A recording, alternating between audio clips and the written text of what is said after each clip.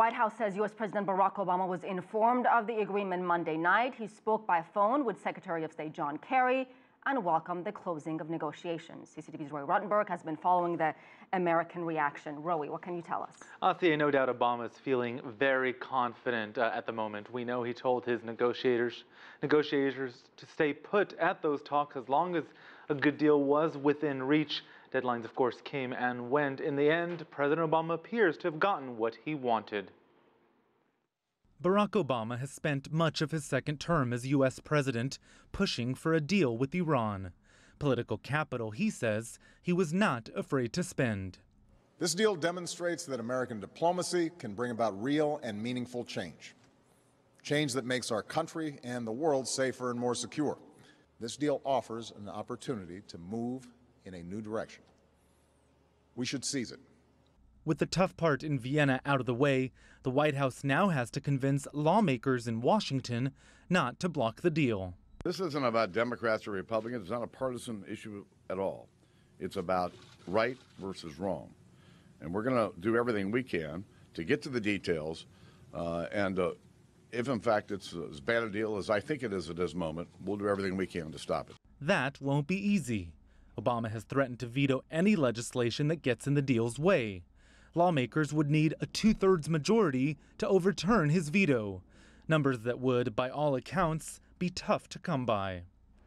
With provisions of the plan extending 10 to 15 years out, candidates for next year's presidential election are already chiming in.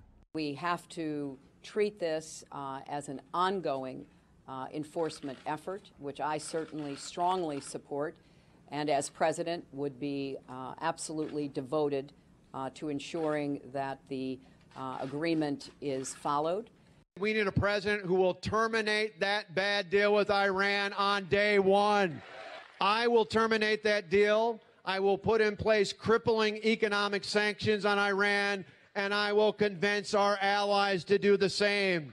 Sanctions relief, argue critics, is tantamount to rewarding Iran. Now, on Tuesday, senior White House officials praised the U.S. Congress for putting in place the sanctions they say brought Iran to the table, but they warned that efforts to obstruct the deal would not necessarily ensure world players would once again sign up for a new sanctions regime.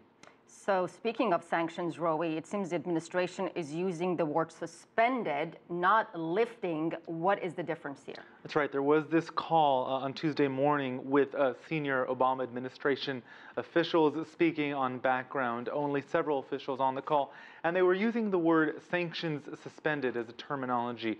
It suggested not necessarily the legal removal, the legal lifting of sanctions, but that were the criteria met, were the verifications properly in place, then the sanctions would be suspended.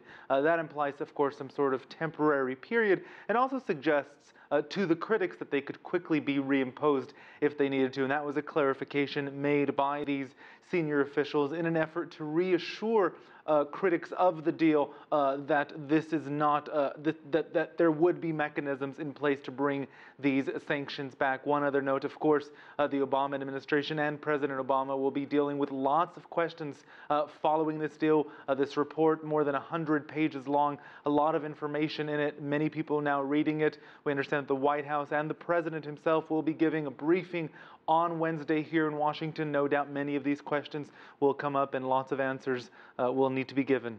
All right, CCTV's Roee Ruttenberg, thank you so much.